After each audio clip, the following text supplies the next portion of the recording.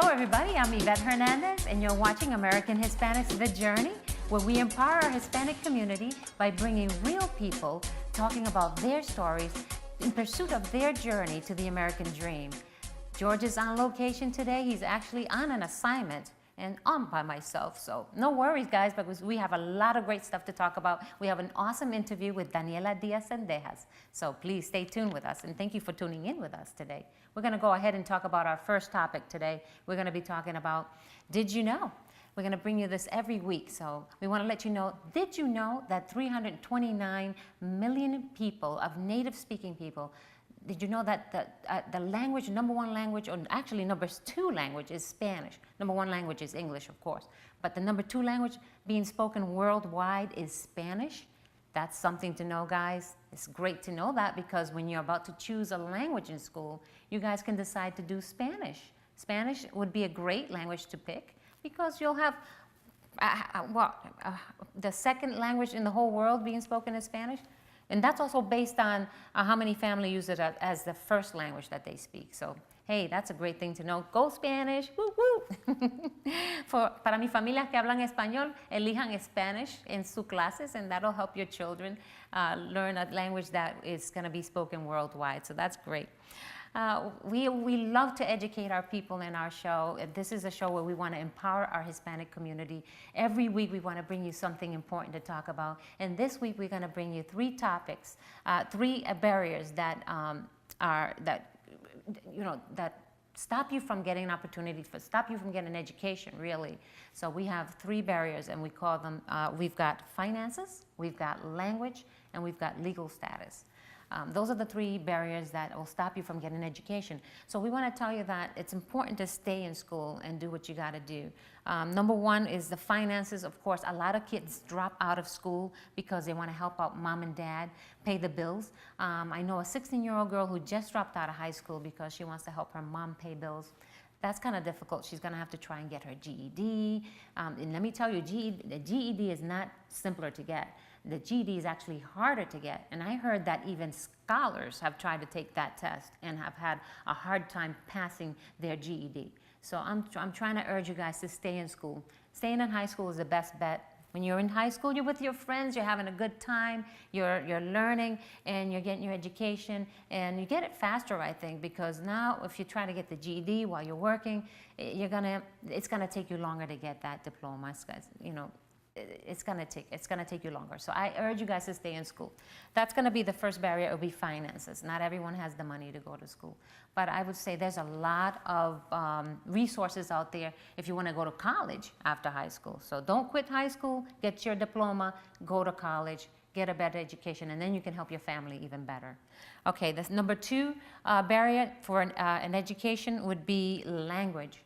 So Spanish speaking families that only speak Spanish, I would urge you guys to go and take English as a second language. There's so many classes being offered here in Georgia and throughout the state and all around our United States of America.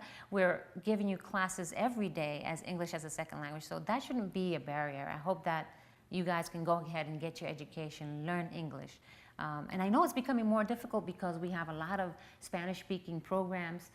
We have a lot of Spanish radio stations now. So a lot of people are just listening to Spanish, Spanish, Spanish. But please get your education. English as a second language is the best thing to do. Get your education, speak the language so you can further your education and get a better job. And number three, legal status. It's becoming more difficult to become a U.S. citizen, especially with the government that we have now. We have a lot of difficulties with that, trying to get our legal status. So there's a lot of people that are undocumented that cannot continue their education. Basically, they can go up to high school, I believe, and then they have to stop there because in order to get a college education now, there's a lot of requirements now. They're asking for your documentations. They're asking for your legal status.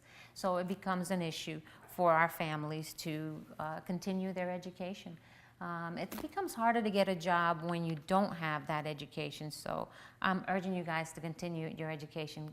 Try to get your legal status happening. There's a lot of lawyers. As a matter of fact, I think in a couple of weeks we're going to have someone on this show to talk to you guys about immigration and to talk to you about how to get your legal status better here in the United States. There's a lot of places that are helping families out doing that. So don't let that be a barrier, because it can be done, and I'm sure that you will get it done. So we learned a lot of things. We learned that 329 million people in the world, there's the second language is Spanish, and we talked about the barriers. So guys, don't let that hurt you guys. I hope that has educated you a little bit, and has brought you guys some education with regards to that. But guys, I just wanted to let you know we have so many fun topics scheduled for today. And I am going to take a short break because I have a great interview coming up with Daniela Diaz Cendejas. We'll see you in a few minutes. You're watching American Hispanics, The Journey. We have a great interview coming right up, so please stay with us. This is going to be a great interview. Don't change your channel. We'll be right back. Hi guys, it's good to be back. You're watching American Hispanics, The Journey. I'm Yvette Hernandez, and I told you we have a great interview today. We've got Daniela Diaz Cendejas with us. Daniela, thank you. How are you? Good. How are you? Thank you for coming today. Thanks for inviting me to your show. And did you have any difficulties coming today?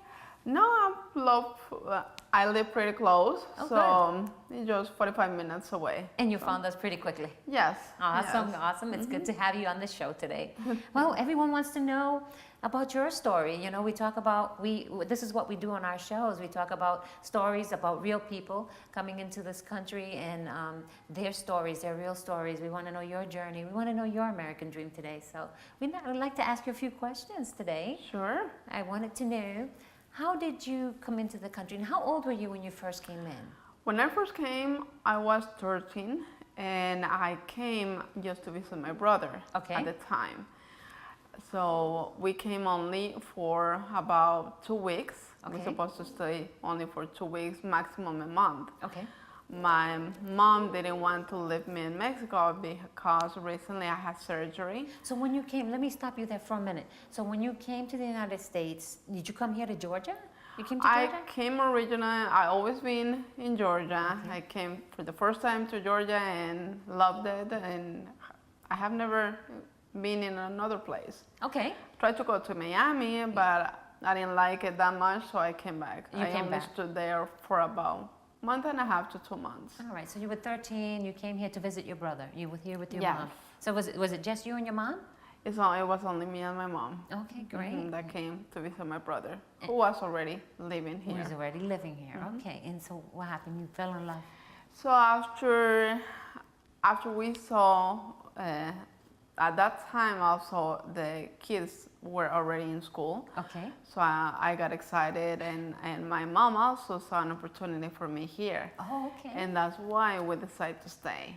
And I also told my mom that I wanted to try to study in the United States, and she did everything. She talked to my brother, and about the possibility of me staying and enrolling. So tell me, I know that when you saw the big yellow buses, is that what excited you? Yes, yes. I wanted to ride in those buses because in Mexico. You said, Mom, what are those things? Those big yellow things. Yes, I thought, I mean, it was kind of excited because in my country we don't do that. Right. We just walk to our schools. Right. So it was different. So you guys mostly walk there, and it's different. It didn't have paved streets like you have here. Yes. So you saw the buses and you fell in love. You're right. I did. And your brother kept you here. Yes. Okay. So you came back with a visa, right? Is that what you did with a visa? I did came with a visa without a problem, and I said my plan was to go back after 2 or a month maximum. Okay. But we decided to stay. Okay. And my brother was able to enroll me into school over here, into elementary school at that time. Wonderful. 7th grade. Wow.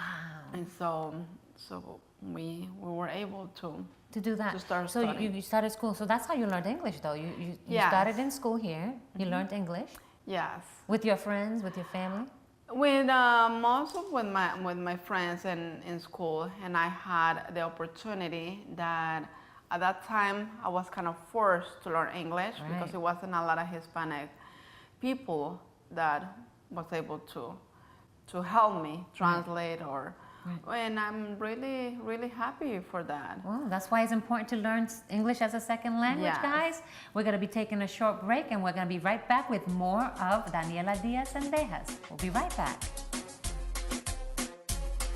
American Hispanics, The Journey, where we bring you weekly interviews of real people talking about their journey and their pursuit to the American dream. If you have a story to tell, please go to our Facebook, Instagram, or Twitter and tell us your story. Hey, we're here with more of Daniela Diaz Cendejas, guys. Thank you for joining us again. Of course, if you're just tuning in, you're watching American Hispanics, The Journey, where our Hispanic community tunes in weekly to hear real stories from real people talking about their pursuit to the American dream. Oh my gosh, Daniela, how are you? We've heard so much about your story so far. We've talked about how English is important, and you learned some English while you were in school. But we're going to talk about something that's very important, Daniela. We're going to talk about legal status and how you did that. Because you came in with a visa. Yes, I came with a visa, and I was able every year to go back to my country. Right. That was for about 3 years. But then, unfortunately, my visa expired, and I was not able to renew it. And since I was not able to renew it at that time, I didn't have an opportunity to change my status. Then something happened, and I was able to enroll or to apply for a U visa. For a new visa? So was that difficult? Was the application process difficult, Daniela? It is. I have to get a lawyer, and it was a little bit difficult. It took about a year to get my work permit. Okay. But after a year, I was able to start working legally with the country. in the country. So, I mean, it's important to get that legal status going. Even if you start off with an immigration lawyer, and then you start and you get a visa, you get what? The worker's permit? You get the work. And then from there, you worked on getting legalized completely. Did you become a citizen? I'm a resident right now. I'm a Okay. resident. I'm just recently, after 15 years, I was able to change my status to be able to work and legally and have a legal status here. Okay, excellent. But that didn't stop you from getting your education. No, we talked about that being a barrier, is not having your legal status, but having a status was important, right? Yes. Having a status, it is very important, especially recently, since there is a lot of, like, to drive, you can get pulled over if you don't have a good license. Your license, and my license expired. Okay. So, and also you're not able to leave out the country, to leave the country. I couldn't go back to my hometown for about 15 years. 15 years. I recently was able to. So recently you were able last to year. Yeah, oh, last good. year I was able to go back, which it was a happy moment. Yes. Oh, I remember you telling me about that. You had your tacos with your family. You were like, I'm only going to have one taco. But when the family made the tacos for you, you were like, I think I'm going to have two. It was delicious, huh? Yes, Esa comida it deliciosa que se hace en su familia siempre cuando uno puede visitar. Ay, sí, los sabores, los olores, tan Daniela, rico. Y todo eso se extraña. Yeah, right. That's some of the stuff that we miss when we're in the United States, is the food and how authentic and how wonderful it tastes. Yeah. So I'm so glad you were able to experience that. And now you're a citizen of the United States, but now you're working for a company that's an IT kind of company? It is, and I do technical support for them, as well as I do computer repair. Okay. So on my own, that I do on my own, is my own business. And Daniela's is Mexican. She's from Mexico. Mexico City. In Mexico originally. City. And she speaks English very well. And she's educated herself with IT. So, I mean, there are no barriers. Don't let anything stop you guys from learning something new. Thank you. And Daniela, you're doing such a great job with that. So, doing the IT, and you learned your English, and you're working on your paperwork. You're still working with an immigration lawyer. I'm not right now because I already have my residency, or what they call a green card. Okay. And I have to wait 5 years to apply for my citizenship. I'm just waiting that. Okay. But you can do the application online Okay. with that. So I don't think I'll be needing my lawyer, my immigration lawyer, but I still have them. Good. have him on hand in case. Just that in I- case.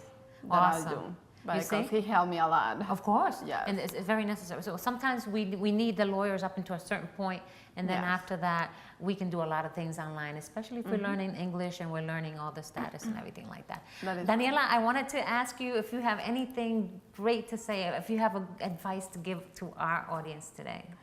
Well, the first thing you said at the beginning, the language, which is very, very important. Although right now we have a lot of more Hispanic community. Yeah, community's and growing more- so big. Yeah, you're able to communicate easier in Right. Spanish right now. Right.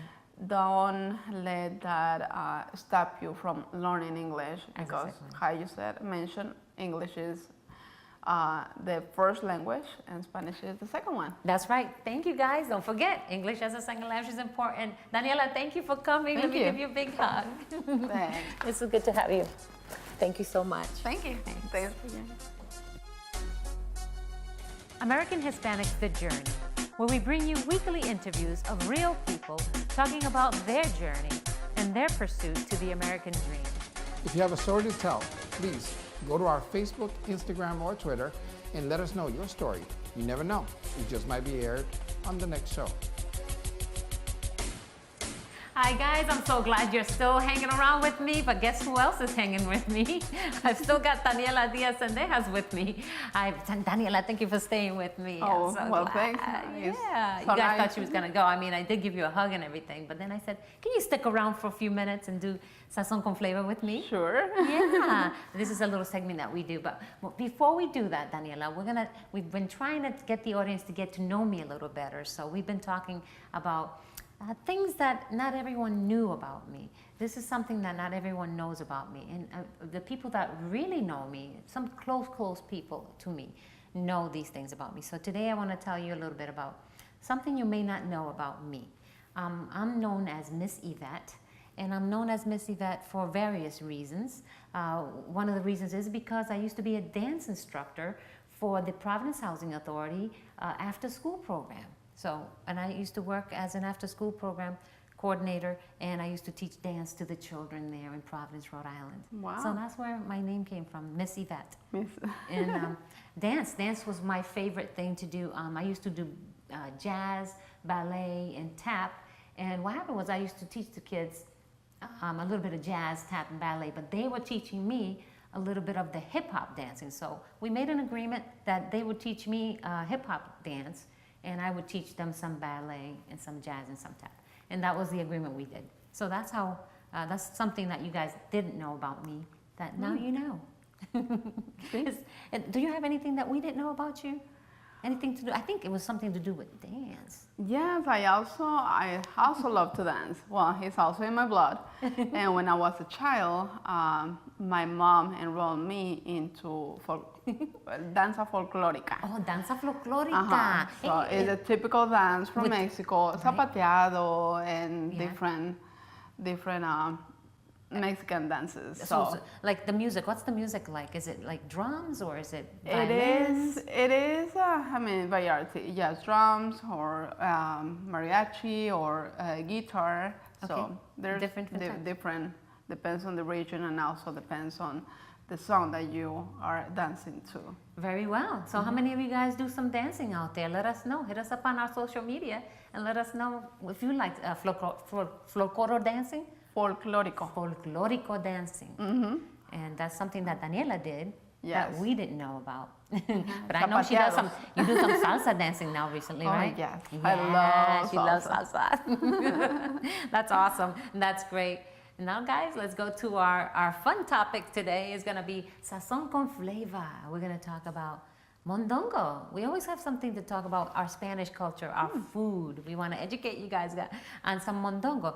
And do you know what mondongo is? No, I don't think I do. No? No. What is a mondongo? Mondongo is like tripe. Is like the stomach lining of either the pig or the a cattle, and we cut that up into little you mean pieces. menudo? Oh, is that what you call That's it? what we call okay, it. wonderful. Okay, Yes. I knew it was different. It probably is different in other And languages. I have heard that before, but I never occurred to me that it was. It's I the know same it was a soup, but I didn't know that. It's- That's what it was. How do you guys make it? Well, I mean the pig, the stomach pig or cow, we just make it like so. We cook it with onions, a bunch of garlic, and some other spices first. Okay. And then we season it with some peppers. Oh, okay. So It's that's what probably we do. hot. And tomato, red tomato. Okay.